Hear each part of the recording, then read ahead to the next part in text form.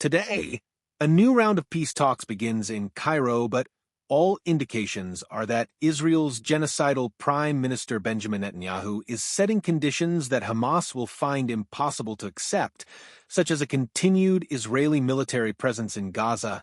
The main pressure for a peace deal is coming from the Biden administration, which in its final months in office wants some sort of foreign policy success on its report card that may also boost the chances of Vice President Kamala Harris in the presidential race. But committed as the U.S. administration is to supporting Israel come what may, it is not clear what leverage it may have in order to exert pressure on Tel Aviv to agree to a deal acceptable to all parties. So far, billions of dollars of military supplies such as bombs, missiles, and equipment are flowing freely from the U.S. to Israel. It is abundantly clear that that lever will not be used. So far, of the 40,000 Palestinians killed in Gaza since October last year, some 14,000 are children. The number of wounded children, which include many multiple amputees, is no less. An even greater tragedy is reflected in the term wounded child with no surviving family. There are countless numbers of WCNSF, as they are called, among the Ummah. The only defiant stand against Israel, even if limited, has been taken by Iran, Hezbollah, and the Houthis. Images of Palestinian children murdered in the most brutal of ways land in the U.S. via social media and sections of the traditional media every day, every hour, but even those horrific photos and footage do not seem to move the political decision-makers.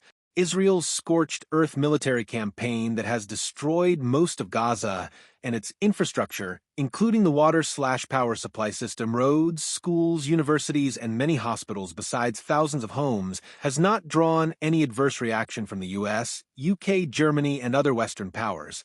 In fact, the US and Germany have tried hard to use law enforcement forces to crush domestic pro-Palestinian protests, and many people around the world who live under oppression must only have reacted in shock at the brutality with which German and American police personnel have laid into the protesters in these so-called bastions of democracy and free speech. The reasons for this softly policy towards Israel may have less to do with historical factors, such as the Hitler of the Holocaust, and more to do with security concerns, the need for a dependable military power in the face of terror domination and global extremism. Many of these despotic Arab rulers are diehard progressive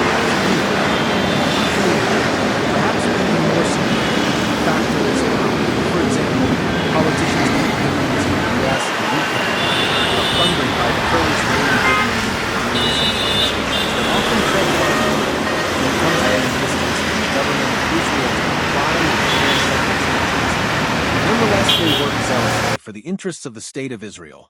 Just Google organizations such as the American Israel Public Affairs Committee to learn the extent to which they fund the campaigns of pro-Israel politicians in the U.S. They are spending literally millions of dollars in primaries and congressional elections besides the presidential race to have a say in policy. Most recently, it has taken out high-profile pro-Palestinian candidates in Democratic primaries for the Congress, with one or two exceptions. The UK story is not dissimilar. Both mainstream Labour and Conservative Party's candidates receive campaign contributions from Labour Friends of Israel LFI and Conservative Friends of Israel CFI. In a country whose system mandates that all elected officials file declarations of interest in the register held in Parliament and most regularly do, the source of funding of LFI and CFI is not clear, but this lack of transparency does not bother anyone. Little surprise that all concern that UK government leaders express about Gaza has not translated into an arms embargo. While it's right to look at the duplicity of the compromised Western leaders and politicians, it is also incumbent on commentators, analysts, and even activists to examine the response of the Ummah, the Muslim countries, towards the genocidal Israeli campaign in Gaza. From the oil-rich Muslim states with trillions of dollars invested/deposited in Western economies and fueling their growth and prosperity, to Muslim countries with ostensibly formidable militaries, none have exerted pressure. They have largely indulged in lip service that Israel has not even considered worthy of a contemptuous reaction. What was once an effective guerrilla force, The Palestine Liberation Organization has now been eviscerated and is incapable of defending Palestinians under the umbrella of its Palestinian Authority in the West Bank. What to talk of Gaza, where its rival Hamas evicted it after a bloody fight a decade and a half ago.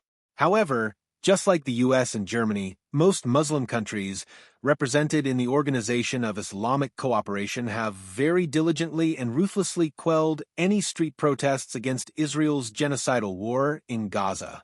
Who knows if it is lack of empathy or fear that anti-Israel protests could snowball into demonstrations against despotic rule at home?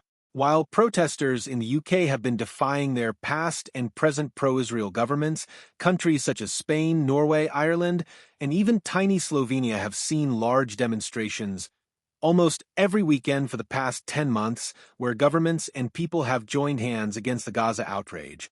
Among the Ummah, the only defiant stand against Israel, even if limited, has been taken by what the allies in the grouping call the Axis of Resistance, comprising Iran, Lebanon's Hezbollah, and Yemen's Houthis.